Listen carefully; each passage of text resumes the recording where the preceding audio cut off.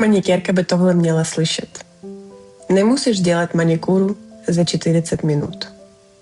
A víš, proč to říkám? Protože jsem si tím sama prošla. Taky jsem se porovnala s ostatními. Taky jsem na sebe vytvořila tlak.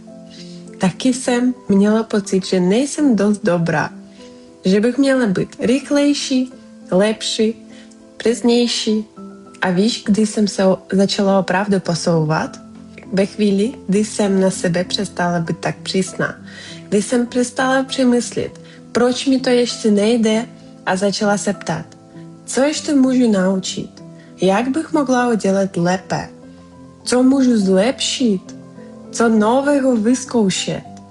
Najednou se z tlaku stala zvědavost. A právě tehdy začal můj největší růst. Protože růst nevzniká z toho, že si každý den zhazuješ.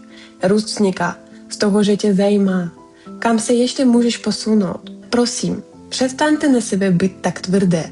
Nemusíte umět všechno hned. Nemusíte pracovat stejně rychle jako někdo, kdo je v oboru už několik let. Každá z nás má své vlastní tempo. Každá z nás je v jiné fázi své cesty.